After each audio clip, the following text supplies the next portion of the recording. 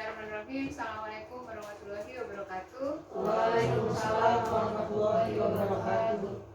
Saya Titin Setiawati MIKOM. Saya dosen dari UHAMKA, pengampu untuk mata kuliah komunikasi.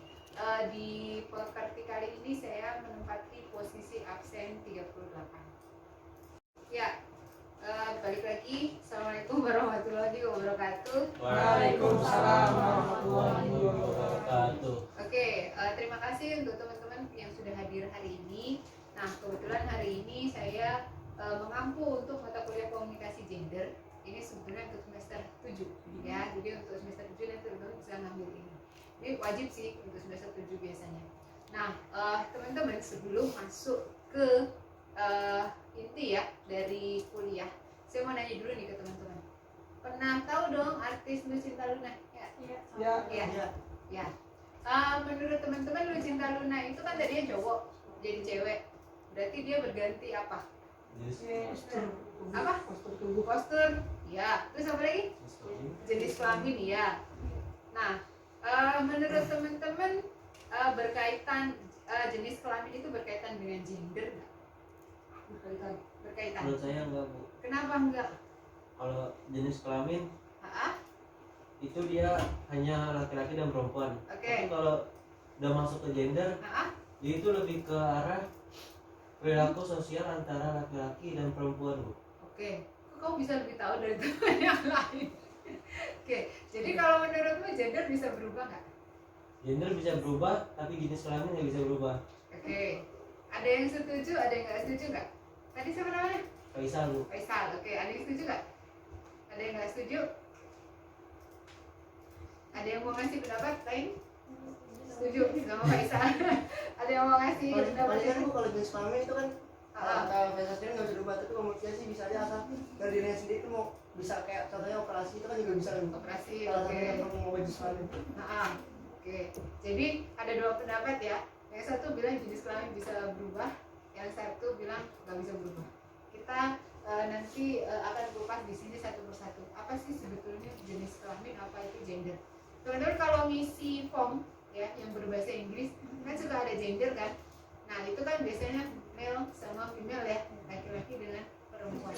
Nah tapi gini teman-teman saya mau ngejelasin sedikit dulu. Jadi nanti teman-teman bisa tahu nih perbedaannya antara jenis kelamin dengan gender. Jadi gini, basically ini teman-teman ya, jenis kelamin itu berbeda dengan gender. Oke. Jenis kelamin tadi benar dibilang, jenis kelamin itu hanya dua, laki-laki dengan perempuan. Dia adalah biologically given, artinya dia dikasih nih sama Tuhan, kamu perempuan, kamu laki-laki, kamu punya vagina, dia punya penis, itu untuk reproduksi, dan itu fisikal, secara fisik. Sementara gender itu atribut sosial ya, yang dilekatkan pada dua jenis kelamin ini. Misalnya atribut sosial itu apa?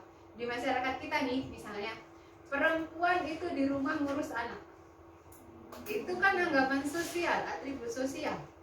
Sebetulnya laki-laki ngurus anak kan juga bisa. Ya kan? Setuju kan? Laki-laki bekerja keluar rumah, itu kan atribut sosial. Ya nggak sih? Perempuan bekerja keluar rumah bisa nggak? Boleh nggak? Nah itu, jadi perbedaannya itu di situ. Jenis kelamin itu sesuatu yang ada di kita secara biologis, pemberian dari Allah, dari Tuhan. Sementara gender itu adalah atribut sosial yang kemudian dilekatkan dari dua jenis kelamin ini. Ya, atribut sosial itu adanya sejak kapan? Sejak dia lahir. Dari bayi kan. Oh, kalau cewek tuh bahkan dari kalau sekarang fenomenanya dari sebelum lahir. Orang hamil kan sekarang ada baby shower ya. Kalau bayinya perempuan dekorasinya pink, itu kan atribut sosial. Emang kalau hijau nggak boleh? Boleh, ya kan? Atau kalau laki-laki dekorasinya bajunya segala macam biru. Emang kalau laki-laki pink boleh nggak? Boleh, gitu kan? Nah itu apa? Atribut yang dilekatkan secara sosial. Oke. Nah jenis kelamin bisa berubah nggak? Tadi ada yang bilang bisa, ada yang nggak. Kalau sekarang secara biologis gitu ya. Kayak Lucinta Luna tadi kasusnya tadi kan ya. Iya. Dia kan dulu Dorce ya, sekarang Lucinta Luna. Dari laki-laki operasi jadi perempuan. Secara fisik luar iya, tetapi secara fisik dalam kan ada hormon. Dia nggak punya rahim, dia kan nggak punya rahim reproduksi. Sehingga kalau sekarang untuk ganti jenis kelamin bisa, tetapi mungkin prosesnya akan sangat-sangat sulit. Sementara atribut gender bisa berganti dengan lebih mudah. Contohnya apa yang berganti? Dulu perempuan tuh hanya di rumah, ngurus anak, ngurus suami, ya kan? Masak, ya, rumah tangga. Sekarang perempuan yang berkiprah, nilainya itu berubah gitu loh, dipandang sama atau bahkan lebih tinggi dari laki-laki di luar, itu banyak. Nah itu perbedaannya. Kalau jenis kelamin bisa berubah, bisa, tapi mungkin kalau teknologi sekarang menjadi masih sangat sulit. Ada yang berubah tetapi tidak 100%. Tetapi kalau peran gender itu bisa berubah, dan itu lebih mudah. Memang tidak dalam waktu yang pendek ya, kayak misalnya bahwa perubahan gender gitu, perempuan dulu di rumah sekarang bisa beraktivitas di luar, itu juga tidak dalam waktu yang dekat, puluhan ratusan tahun gitu, tetapi berubahnya itu bisa dilakukan. Oke, jelas ya, itu perbedaan antara gender dengan jenis kelamin. Nah, di mata kuliah ini capaian saya kadang-kadang orang mahasiswa tuh suka salah paham. Wah, ibu ini berarti pengen ngomporin perempuan untuk misalnya berani sama laki-laki. Mau enggak gitu. Dari mata kuliah ini, capaian yang ingin saya teman-teman dapatin adalah bahwa dari mata kuliah ini nanti teman-teman tuh bisa membedakan bahwa peran gender dengan jenis kelamin itu dua hal yang berbeda. Satu. Yang kedua, saya inginnya teman-teman nanti bisa berpikir dan bersikap secara adil. Berpikir dan bersikap secara adil itu gimana? Bahwa semua orang itu apapun latar belakangnya, mau laki-laki perempuan sama. Ya. Jadi kalau misalnya ada perempuan yang pengen bekerja, ya laki-laki tidak boleh menghalangi. Tapi kalau misalnya saya juga tidak terus kemudian mengajarkan perempuan harus keluar rumah, enggak. Karena memang ada perempuan-perempuan tertentu yang cita-citanya juga cuma jadi ibu rumah tangga. Kalau itu pilihan dia, nggak masalah. Intinya saya ingin dari mata kuliah ini, dari capaian sikap, nanti teman-teman bisa berpikir dari hati, dari pikiran itu sudah adil, bahwa semua orang apapun latar belakangnya itu sama. Itu yang saya ingin kemudian nanti dicapai dari mata kuliah ini. Teori tentu nanti ada, tugas juga ada. Di belakang saya akan ngasih tugas biasanya berupa video. Videonya adalah campaign tentang kesetaraan gender. Karena bagaimanapun nih di kita yang teman-teman ini termasuk yang beruntung karena latar belakang keluarganya oke, bisa kuliah, bisa sekolah, bisa ngapain, dan setara sejak dari keluarga. Tapi teman-teman kita di luar sana masih banyak yang untuk bisa setara aja tuh masih susah. Ya, jadi nanti ada tugas untuk pembuatan kampanye gender, kesetaraan gender. Oke ya, jadi itu. Nah, secara teori tentu saja ini saya kasih apa sih pengertian gender gitu ya. Ini menurut Hillary M. Lips, yang ini nih, gender adalah harapan budaya terhadap laki-laki dan perempuan yang tadi saya singgung. Jadi itu harapan masyarakat sebetulnya, bukan sesuatu yang memang adanya begitu, gitu loh. Dan karena dia ini harapan budaya, harapan masyarakat, seringkali budaya yang satu dengan budaya yang lain itu juga berbeda. Contohnya apa? Orang Padang garis keturunannya matrilineal, keturunan ibu perempuan, ya kan, perempuan. Kalau di Jawa Barat, siapa yang dari Jawa Barat? Dari mana? Dari Riau. Dari Riau. Di Riau bagaimana? Ya sama sih, karena kan Riau itu masih kayak satu suku sama Padang ya. Oke. Berdekatan. Oke. Kau dari mana? Dari Jogja. Dari Jogja. Kalau di Jogja gimana? Apa ya? Garis keturunannya bapak atau ibu? Bapak sih. Bapak. Beda kan? Jogja sama Riau. itu yang disebut bahwa ini adalah harapan budaya. Maka budaya yang berbeda nanti akan menghasilkan konsep gender yang berbeda. Penerapannya juga berbeda. Itu ya. Maka ini berlakunya tidak universal. Ya. Jadi tidak berlaku umum. Gender Jogja, gender Padang, gender Riau itu berbeda. Itu yang selalu dibilang kalau jenis kelamin universal, di mana-mana cuma ada dua, laki-laki dan perempuan. Di sini juga laki-laki dengan perempuan. Di Malaysia, di Singapura, di mana juga laki-laki dengan perempuan. Tetapi gender itu tidak berlaku universal.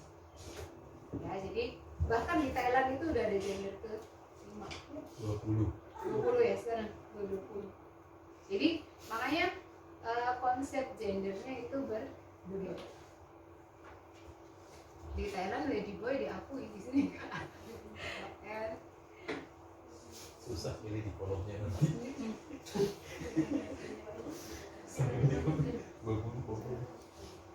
Oke. Nah, secara umum yang disebut gender itu adalah perbedaan yang nampak antara laki-laki dan perempuan dilihat dari nilai dan tingkah laku. Bisa berubah, bisa banget. Ya, jadi itu. Ada yang pernah ketemu kasus atau apa ya, ngalamin sesuatu gitu yang berkaitan dengan perbedaan jenis kelamin laki-laki dengan perempuan atau perbedaan gender? Ada yang pernah ketemu kasus? Misalnya, oh tetangga saya bu tuh pembagian warisan laki-laki sama perempuan beda tuh. Sering ketemu kan? Iya. Nah itu juga sering ketemu kayak gitu. Tinggal dia mau menganut yang mana. Karena memang di hukum Islam juga beda ya, laki-laki dengan perempuan. Kalau dia menganut hukum Islam beda. Iya, banyak laki-laki. Oke, sampai di sini jelas ya? Ada pertanyaan nggak? Aja jadi pahami. Susah 7 hebat kali. Lompat. Nah, kemudian kita ke sini. Ini ya, gender itu adanya dalam pergaulan hidup, dibentuk dan diubah. Dibentuk dan diubah. Kan perempuan dikasih warna pink itu kan dibentuk sama masyarakat. Gak begitu aja. Di situ ada peran masyarakat, ada peran perusahaan yang memproduksi benda-benda berwarna pink, baju anak-anak segala macam, ikut mereproduksi itu. Nah, dibentuk dan diubah. Bukan sesuatu yang hadir begitu aja. Ya, jadi dia ada dalam pergaulan hidup sehari-hari, dibentuk dan diubah. Orang Afrika memang kenal gitu ya. Yang di pedalaman misalnya kalau bayi perempuan itu bajunya pink kan enggak. Yang ada di mana ya, di masyarakat yang mengenal nilai itu. Gitu. Di misalnya di pedalaman jangankan di pedalaman di pulau yang jauh gitu ya, di dekat-dekat kita aja masih banyak loh kayak gitu. Saya pernah ke perbatasan antara Kuningan Cirebon tuh ya, itu kan nggak jauh loh dari sini, paling 2 jam. Tapi di situ tuh kayak perbedaan ininya tuh masih kelihatan banget bahwa oh perempuan tuh nggak boleh sekolah. Ada, saya masih ketemu. Itu deh, apa ya namanya apa ya, saya pernah liputan dari situ. Jadi perbedaan itu masih sangat kental. Oke, ini dia secara kultural ada pada laki-laki dan perempuan. Oke, seks atau jenis kelamin itu biologis, kalau gender itu dia secara sosial. Terus ya. Nah ini tidak universal tapi situasional, seperti tadi yang saya bilang. Di Padang, di Jogja ya. Jadi tidak berlaku secara umum.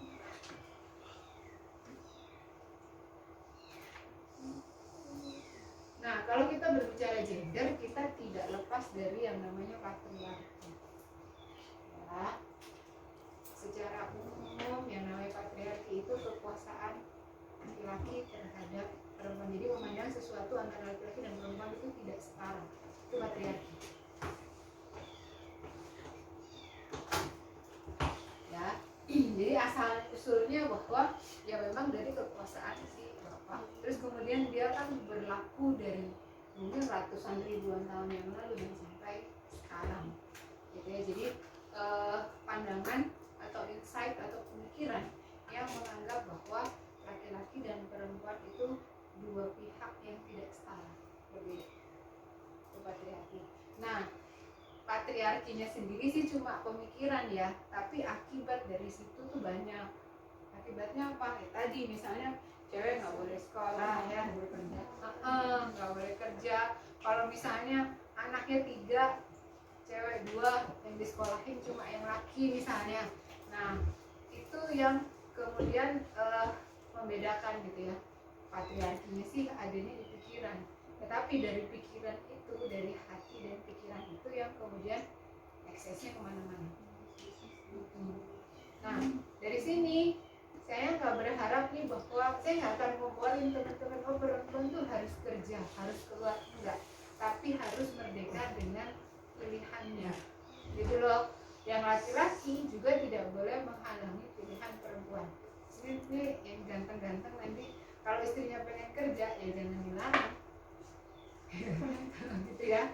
Kalau istrinya pengen jadi ibu rumah tangga ya jangan kemudian dipaksa-paksa kerja gitu dengan alasan hanya karena dia perempuan. Kalau ada alasan yang lain, misalnya dia tuh kalau kerja nanti kalau kecapean sakit jadi lebih parah, itu ada alasan yang lain yang mungkin lebih masuk akal, bisa, tapi bukan hanya karena dia perempuan gitu ya. Jadi pertimbangannya bukan jenis kelamin gitu ya, bukan peran gender. Jadi mata kuliah ini tujuannya adalah mengedukasi teman-teman dan juga masyarakat untuk berpandangan lebih maju gitu ya. Jadi kalau nanti yang perempuan juga nih kan punya anak nantinya ya kan, jangan misalnya yang disuruh ngerjain tugas domestik anak yang perempuan aja, laki-laki nggak boleh karena laki-laki tidak seharusnya ke dapur, nggak begitu. Karena sebetulnya memenuhi kebutuhan makanan dan sebagainya itu juga skill sebetulnya, dua-duanya juga harus menguasai gitu kan. Nah itu yang kemudian dituju dari mata kuliah ini. Saya juga karena nggak ada pembantu di rumah, akhirnya bagi-bagi tugas. Yang anak laki-laki kalau saya lagi tinggal dia lebih gede, ya dia harus masakin adiknya gitu. Nah kalau yang anak perempuan juga nggak boleh misalnya terus kemudian manja-manja menye-menye, ya paling enggak yang basic dia harus bisa gitu ya. Jadi mata kuliah ini tujuannya ke sana, kira-kira gitu. Nah ini akibat dari patriarki masyarakat, dari pikiran itu yang tidak seimbang ya, memandang laki-laki dan perempuan itu tidak sejajar. Maka kemudian masyarakat juga menempatkan kedudukan laki-laki itu biasanya lebih tinggi, dan ini masih terjadi. Itu jangankan yang misalnya masih informasi masih kurang masuk ya, di sini pun masih banyak. Kemarin waktu yang semester lalu kan tugasnya adalah campaign ya, kampanye tentang kesetaraan gender. Terus ada yang bikin Vox Pop itu wawancara masyarakat gitu, ya kan? Nah videonya dia itu cuma nanya kalau bapak, ibu atau mas itu berharapnya istrinya bekerja atau di rumah. Kira-kira tahu jawabannya nggak? Banyakan yang mana? Di rumah. Iya itu. Jadi masih kayak gitu. Jadi yang menjawab terserah sih pilihan dia, terserah mau kerja atau enggak, itu nggak ada. Dia bikin Vox Pop 7 orang. 7 itu yang menjawab, yang satu menjawab ya nggak apa-apa kerja juga untuk membantu ekonomi. Yang 6 bilangnya di rumah. Nggak ada yang bilang terserah aja dia mau memilih apa karena itu hak dia. Nggak ada. Makanya itu patriarki itu secara tidak sadar gitu ya, masih di bawah alam sadar kita, itu masih tertanam kuat gitu. Nah itu yang kemudian mesti kita pahami bareng.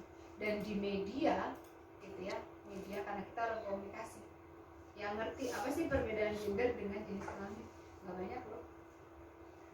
Nah itu yang dan makanya hasil-hasil yang keluar di media kita ya, hasil-hasilnya ya nggak heran kalau media kita juga masih misalnya melihat perempuan itu sebagai barang jualan. Media yang kemudian menampilkan perempuan-perempuan seksi, di situ kan perempuan jadi barang dijual. Nah itu yang kemudian terjadi di kita ya. Jadi mata kuliah kita ini baru pertemuan pertama, itu dulu yang teman-teman pahami gitu ya. Saya tidak akan ngomporin bahwa teman-teman itu harus berani terhadap laki-laki, enggak, tetapi paling enggak bisa menentukan sendiri. Dan laki-laki itu juga harus berpandangan adil gitu ya. Jadi mau laki-laki mau perempuan itu punya hak yang sama. Itu aja. Nanti calon bapak, calon ibu, kalau sekarang yang ada di sini pemahamannya sudah seperti itu, generasi yang akan datang mungkin akan dapat sesuatu yang lebih adil gitu ya. Di hidupnya kesulitan-kesulitan yang berdasarkan jenis kelamin itu udah banyak. Kira-kira gitu. Teman-teman terima kasih untuk kehadirannya. Ini baru pengantar dulu ya. Jadi nanti kalau ada pertanyaan boleh disampaikan ke saya. Terima kasih ya. Sampai ketemu, semoga sehat selalu. Assalamualaikum warahmatullahi wabarakatuh. Waalaikumsalam warahmatullahi wabarakatuh. Oke teman-teman, nanti jangan lupa ya untuk buka akun Olunya. Saya sudah bikin tugas di sana ya. Tugasnya itu nanti berupa makalah 2 halaman. Terserah sih mau pakai Word juga boleh, mau langsung diketik di Olunya juga boleh. Jelaskan tentang perbedaan antara jenis kelamin dengan transgender gitu ya. Jadi berikan poin-poinnya, kasih saya contoh kasusnya, dijelaskan di situ ya. Kenapa contoh kasus itu kemudian masuk ke kasus gender. Jadi saya tunggu sampai nanti malam 23.59, jangan telat. Nah itu apa ya, tugas itu nanti. Jadi gini, kenapa harus ada tugas? Itu untuk pertama untuk menambah pemahaman teman-teman.